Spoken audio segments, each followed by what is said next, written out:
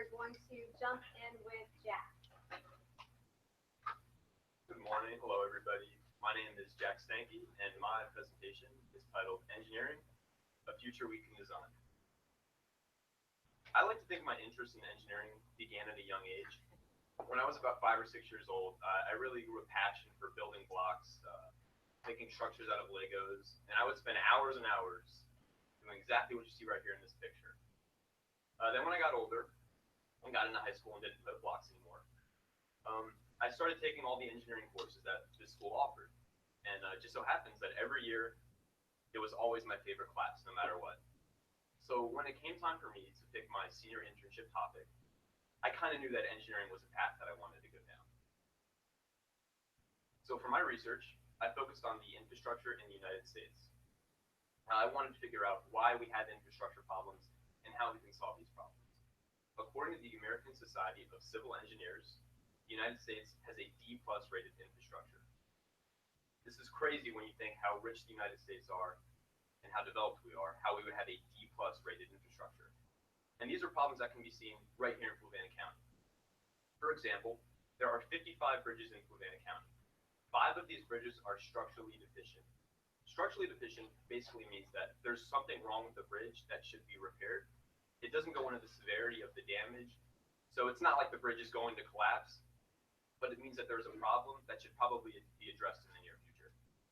Of the remaining bridges, 12 of them are functionally obsolete. Functionally obsolete is a little bit different. It means that the bridge is not being used for its intended design. A lot of times it means that there's too much traffic, maybe the bridge should be expanded to 2 lanes from 1, or that it's just outdated and there could be a better way to do it. What I found in my research is that it's really an easily solvable problem, and it all comes down to funding. Thankfully, this is an issue that pretty much everyone can agree on. Republicans and Democrats alike both agree that the infrastructure is a problem that must be fixed, but both parties tend to place that low when they rank their things of importance to them. So this is a problem that has really grown in the past decade. In fact, the American Society of Civil Engineers estimates that in order for this problem to be fixed, $1 trillion into our infrastructure. So I served my internship at Seegers Engineering. Seegers Engineering is a small engineering design firm. They specialize structurally at industrial sites. This is me and my mentor, Dave Seegers. Dave Seegers is the founder, owner, and president of Seegers Engineering. He founded it in 2006 and currently has roughly 10 employees working underneath him. This internship wasn't exactly what I expected.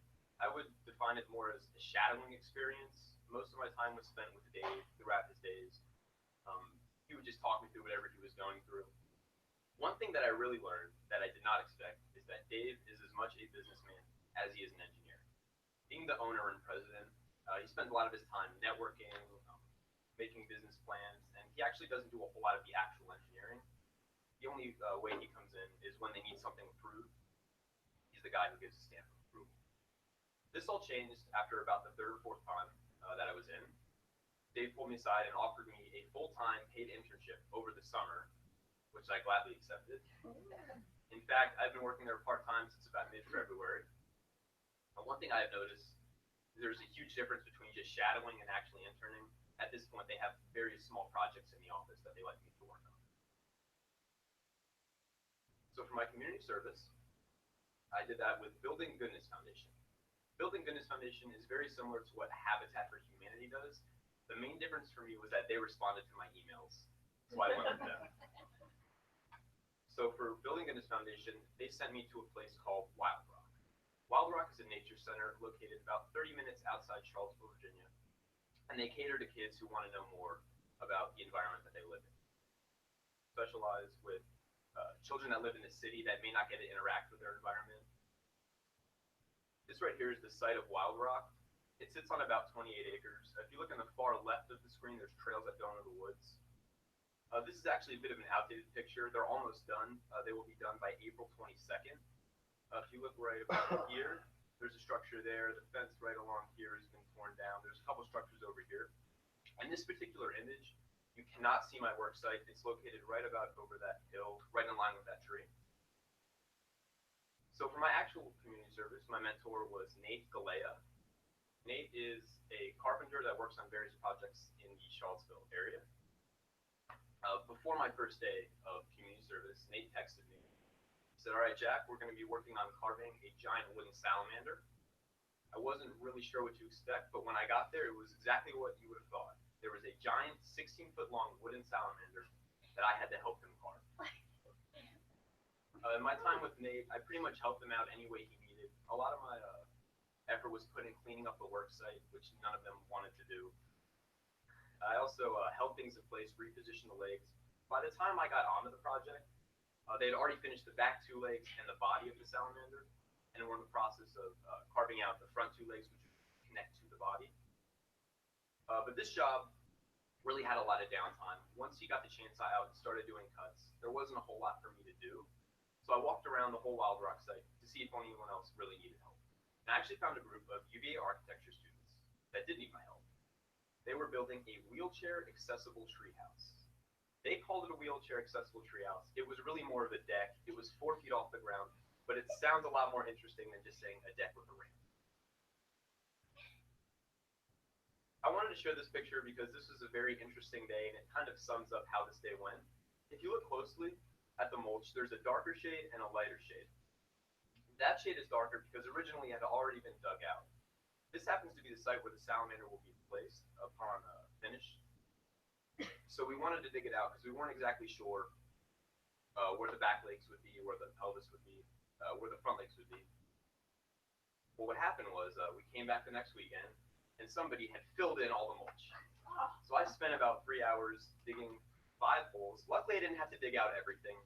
At this point, we kind of knew where the feet would go, so I only had to do 5 holes. My community service relates directly to my legacy. This is the giant salamander. It's not yet done. They actually have it down at the work site, but they're kind of struggling to put the legs actually, or the front legs actually into the body. But basically, my legacy is all the work I've done. This is going to go at the center of a log obstacle course for children to play on. I know an 8-year-old me, first thing I would have done when I seen that, I would have loved to climb all over that. So I think that the kids are really going to enjoy this. In this process, I learned a lot about myself. Mostly I learned that I picked a really good topic. I really enjoyed every single moment. I was very fortunate in all the people I met. Both Dave and Nate were 2 guys that I really get along with. And if I could do anything different, I would. I really enjoyed every moment, and I wish I could really go through the process again. I have 2 main pieces of advice for rising B or BGS students. My first piece of advice was to always try and make a good first impression. As cliche as it sounds, you really only have one chance to make the first impression. And you never know what that first impression may have an impact on your future. My second piece of advice would be try to be active and engaging with your mentors. At least in my experience, you're going to send out emails and phone calls that either get ignored or they reply no. I had about 5 or 6 of these emails where I just didn't get a response, and I had one where it was just a no. But eventually, you will find one. When you're with that person, you should try to ask questions and learn about their life.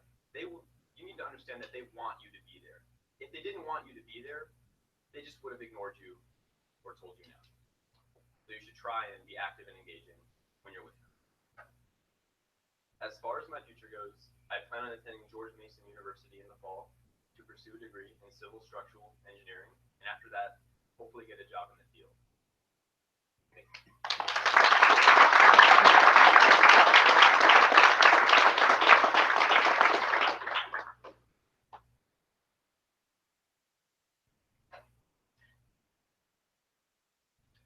That there are 55 bridges in Savannah County, and how many of them were Structurally deficient, there are 5 of them. And there's actually a database that I recommend everyone goes to. It's on the Washington Post. They compile data of all bridges in the United States, and you can narrow it down by county.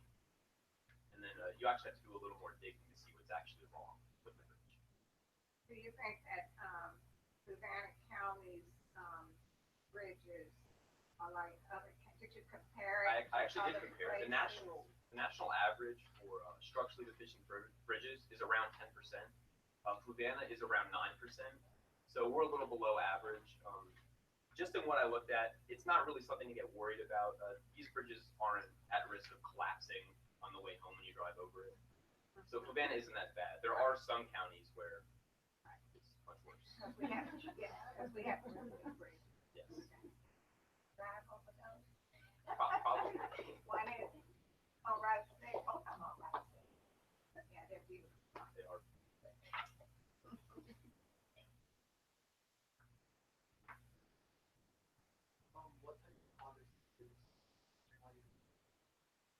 So with my paid internship, the main thing I'm doing is writing safety tests. As they grow and start competing with bids for larger companies, they need to make sure that their standards are up to the level their companies are with. So basically what I'm doing, I'm going through all their policies and I'm writing safety tests that I will give to the employees. Along with that, they actually just recently lost their bookkeeper, so I've been doing a ton of filing. If she gets the stuff to say, everybody does. The full job.